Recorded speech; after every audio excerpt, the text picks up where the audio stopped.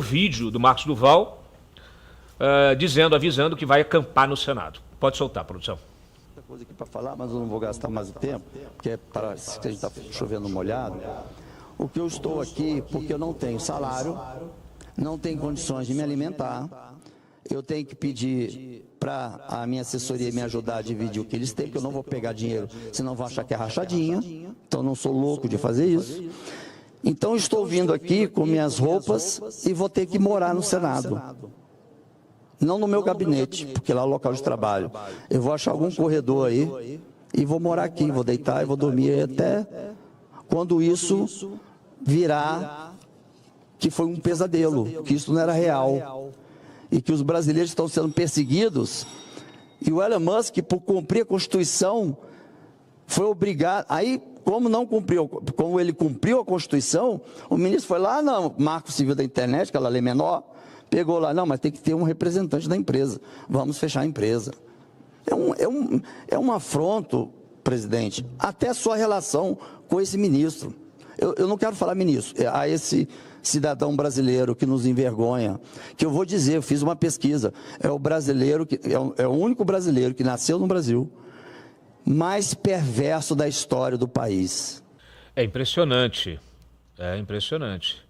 Marcos Duval aí reclamando que tá com suas contas bloqueadas, inviabilizou a sua própria existência, né?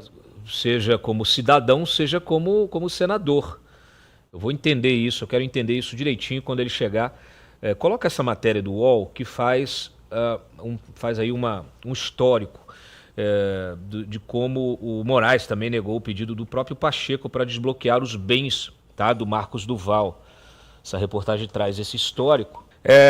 Eu digo sempre, eu não gosto de dizer eu disse, né? Eu odeio esse tipo de coisa, mas infelizmente muitas vezes falta às nossas autoridades públicas, aos nossos jornalistas, falta a compreensão da perspectiva de processo político, de processo econômico. Muitas vezes a pessoa só olha o frame desse filme, só olha aquele retrato. Então, tá muito bem, isso aqui não interfere na minha vida, é um problema do Duval. Só que quando você relativiza as prerrogativas deste senador, todas as prerrogativas do Senado estão sendo relativizadas. Quando você relativiza a censura de um jornalista, todas as prerrogativas de todos os jornalistas estão sendo relativizadas.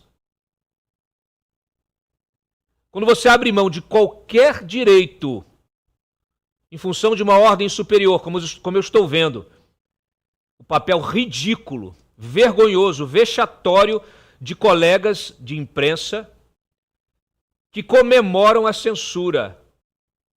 Tinha um rapaz da Globo News, Ari, que abriu o jornal da Globo News fazendo piada com a censura, com o banimento do X. Quer dizer, esse tipo de profissional deve ser ignorado pela audiência.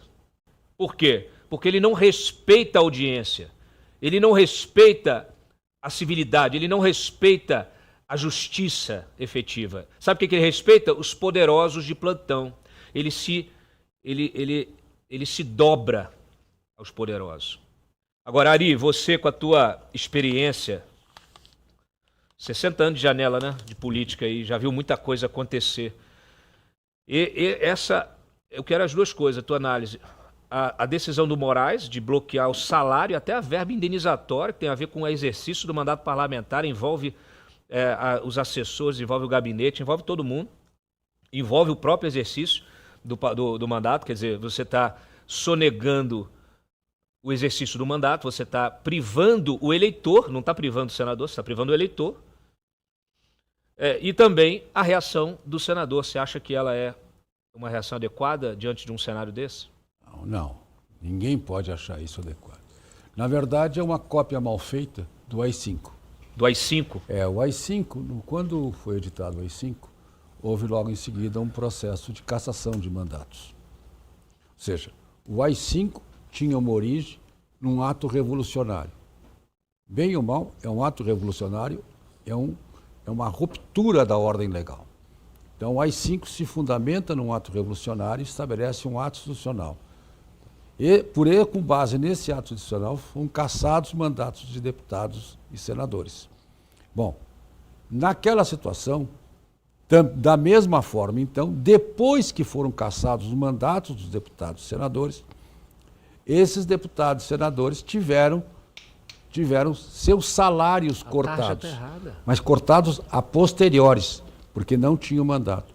Não se interferiu nas contas, na vida pregressa desses senadores, tanto que, é um fato que eu testemunhei, senadores e deputados que ainda estavam em processo de aquisição de seus apartamentos, que essa aquisição era um processo vinculado ao mandato, tiveram seus apartamentos, todos eles comprados mesmo depois da cassação.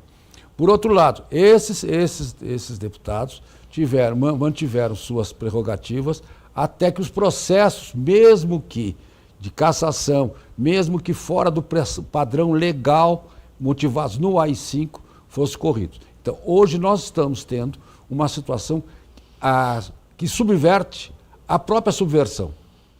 Então, eu não conheço, não vou entrar em detalhes, porque não é minha pauta, não é o meu objetivo, das origens deste poder do senhor Alexandre de Moraes. Não sei qual a origem do poder que o senhor Alexandre de Moraes tem para tomar estes atos excepcionais. O direito romano prevê esses poderes aí constitucionais. Montesquieu, Rousseau, recepciona isto. Mas em atos de guerra. Foram poderes adotados, por exemplo, por Júlio César, em Roma, quando se assumiu como ditador de Roma. Então, o que nós temos tendo, eu não sei que poderes aos quais o senhor Alexandre de Moraes se assume para tomar tais atos de exceção, ou seja, a tomar alimentos do senador, ou seja, aquilo que ele recebe para subsistir. E por um outro lado, mais complexo ainda, o senador tem um mandato a cumprir. O mandato é um mandato dado pela nação a ele, pelos eleitores dele, e ele fala pela nação. O senador, o deputado, toda vez que ele fala como se fosse uma parcela da nação. E na medida em que esses recursos lhe são retirados, está retirando recursos, está se retirando a atuação de uma parcela da nação. Está se caçando a atuação de um parlamentar. Eu não sei aonde é recepcionado na Constituição brasileira e na ordem jurídica nacional poderes para um magistrado assumir tal excepcionalidade. É uma excepcionalidade gravíssima. Ou seja, é a subversão da palavra, da ação de uma parcela da nação. Um deputado não fala por ele, um senador age em nome da nação. E por isso é um mandato coletivo. Isso é preceito, isso é teoria geral do Estado. É assim que nós formamos o nosso país. Então, há que se considerar isso. Por outro lado, o presidente do Senado tem que examinar também, dentro da ótica do poder legislativo, até que ponto o poder legislativo está sendo agredido por um outro poder. E aí nós vamos a uma situação mais complexa, também prevista na Constituição, ou seja, da delimitação de poderes. Nós estamos vivendo uma situação bastante complexa.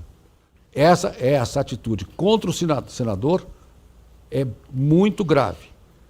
Grave também é esse tipo de atitude contra qualquer cidadão brasileiro, na medida em que atinge as suas liberdades individuais garantidas pela Constituição. A liberdade de cidadão, a liberdade de expressão, é tudo garantido pela Constituição. Para se retirar liberdades, para se tomar medidas excepcionais, estamos sendo reportados a uma situação gravíssima. Eu acho que é o seguinte, se o Moraes quer cassar o mandato dele, então peça logo a cassação. Entra com processo. E pronto. Porque assim, ficar fazendo essa estratégia de de torniquete, né? Um torniquete que você vai fechando, vai apertando, vai deixando o cara sem respiro, né? Vai tirando os poderes dele, vai tirando a verba, vai tirando tudo. O sujeito hoje não pode exercer o mandato parlamentar. Então é melhor caçar logo, Alexandre. Caça logo. Porque aí a cassação vai ter de enfrentar o Senado, vai ter de enfrentar os demais senadores. Essa discussão vai ter que ir para outro nível. A gente está falando aqui, Ari, de 863 mil votos, tá? O Marcos Duval. Mas é mais que 863 mil votos. É mais do que... É mais, porque é o seguinte, os votos conduzem o senador. Na medida em que o senador está no Senado, ele é uma parcela da nação. Ele é um indivíduo representando a nação até que ele tire um mandato. Ou pela não eleição, ou por um outro processo. Mas é mais do que os 863 mil votos. Um parlamentar vale pelas suas opiniões, e é este o mandato que ele tem. O deputado, o senador, tem um mandato de opinar, de atuar. Não, a isto não há restrições, e a Constituição recepciona isto. Então, é uma violência muito grande ao processo democrático, ao Estado de Direito. Existe aí uma exceção ao Estado de Direito que eu não vejo explicada e justificada. Eu acho que o senhor Alexandre de Moraes deveria comparecer ao Congresso e justificar e explicar qual a razão desse conjunto de atitudes excepcionais que ele está tomando. Aonde ele tem que se explicar. Fiz isto porque aconteceu, a nação está sendo agredida por tais e tais razões. Então ele tem que contar a nação. É emergência? Mas ele tem um tempo. A própria doutrina estabelece isso. O juiz arbitrário excepcional é passível de existir, mas ele tem um tempo limitado e tem que se justificar. Ele tem que ir ao Congresso e dizer, fiz isso porque estava, e responder pelas suas atitudes.